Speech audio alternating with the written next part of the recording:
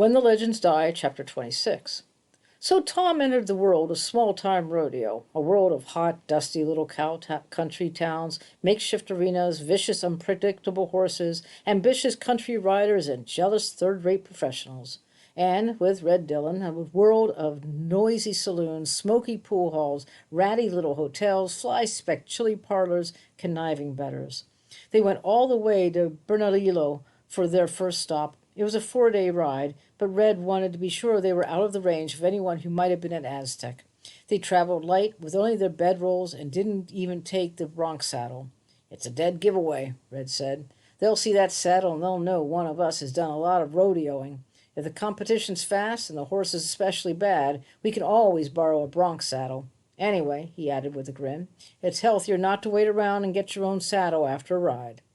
They rode into Bernalillo 2 days before the rodeo and went to the livery stable. Red, looking like just another trail-worn saddle bum, asked what all the excitement was about.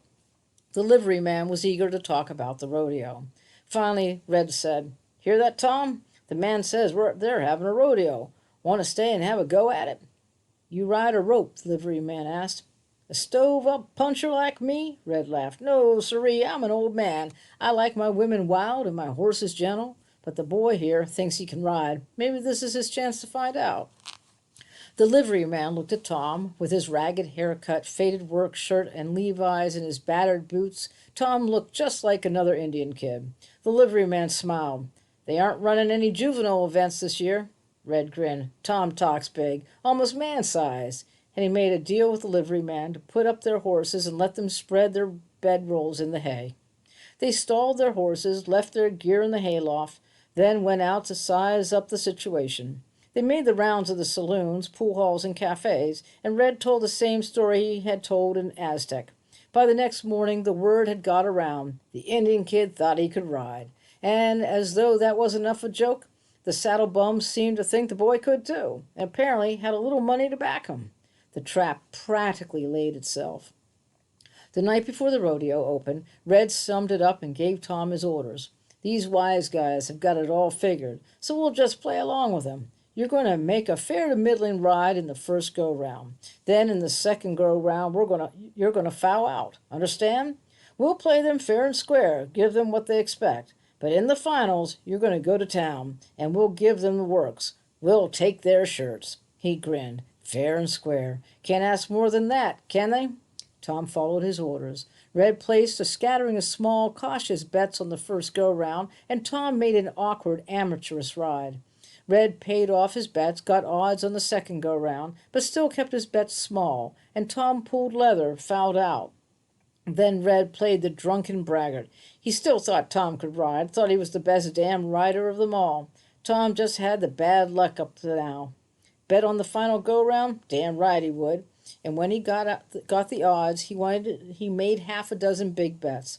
So Tom made a spectacular final ride, clean and clear all the way, and Red collected the winnings. They got out of town before the bettors knew what hit them. It was, as Red said, as easy as falling out of bed dead drunk. That set the pattern.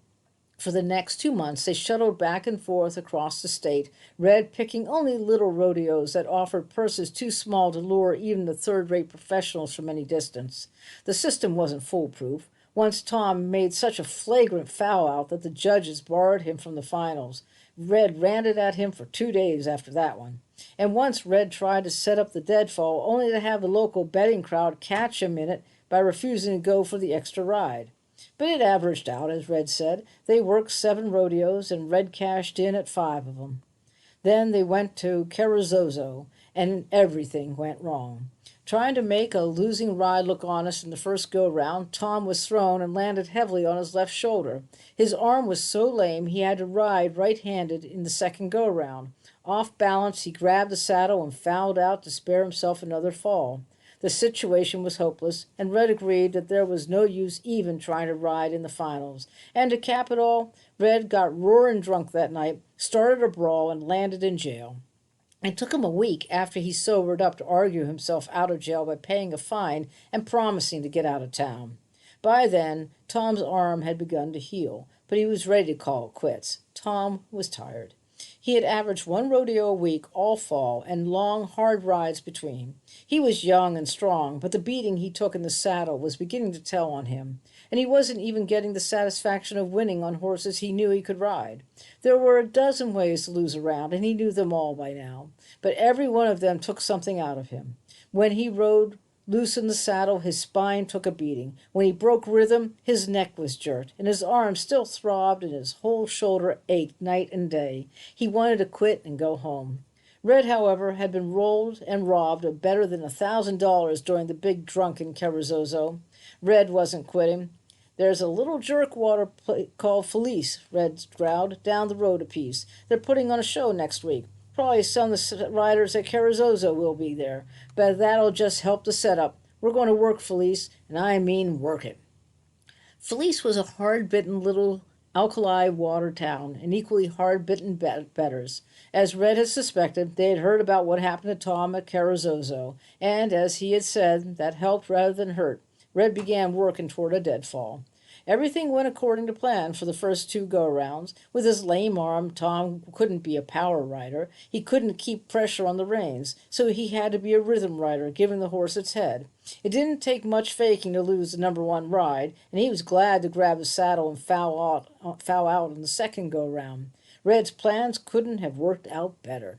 But before the finals, Red said, "They'll just saddle our horses and tie them at those cottonwoods back at the stands, just in case. There's a couple of loud-mouthed know-it-alls that may start trouble. You ride like I told you in the finals, and then I'll set up the extra. And when you've rode the extra horse into the ground, get ready to run. Things start popping, like they may. You get the hell out and bring the horses to the main gate. I'll meet you there."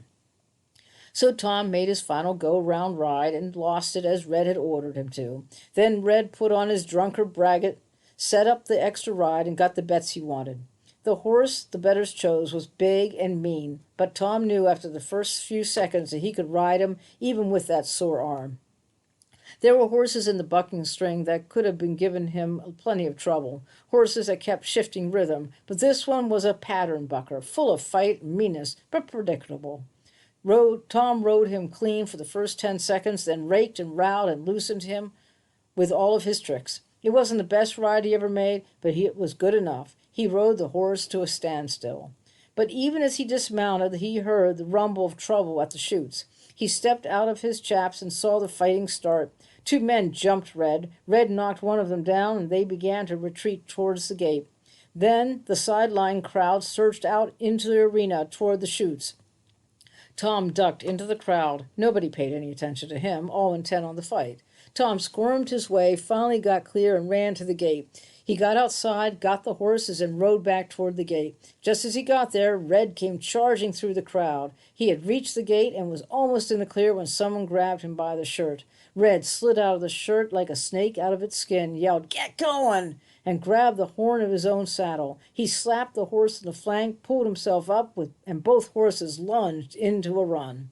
As they raced towards Felice's dusty Main Street, Tom saw Red trying to stuff wads of money deeper into his pockets. Several green bills fluttered free, and Red grabbed at them, then began to laugh. He slapped his horse with his rein ends, and they went out of town in a cloud of white dust. They rode almost a mile and came to a brushy gully. Red led the way into the brush. A few minutes later, half a dozen men went pounding past, spurring their horses. Red watched them go and grinned. "They'll be halfway to Alamogordo before someone gets the bright idea that maybe we didn't go that way." Red had a big bruise under his left eye. His nose was skinned. His knuckles on both hands were bleeding. He had lost his hat, and his naked torso was grotesquely white from his neck to his belt. But he had set up the deadfall and won it. When the posse was out of sight, they rode up the gully for a couple of miles, came to a creek, and followed it for almost an hour. By then, Red's naked skin was beginning to sunburn, so they stopped in a grove of box elders till sundown. Then they went on, heading west into the hills. Towards midnight, they came to a little rancho where the woman, probably tired as well as careless, had left her washing on the line. Levi's, work shirts, and underdrawers flapped in the dying moonlight like dismembered ghosts. Red chose his shirt and put it on, then pinned a $5 bill to the clothesline. As they rode on, he said with a laugh, That woman will leave her washing out every night for the next 6 months, figuring some well-heeled saint did this for her and may come back. At dawn, they came to a sheep camp, just as the Mexican herder was getting up.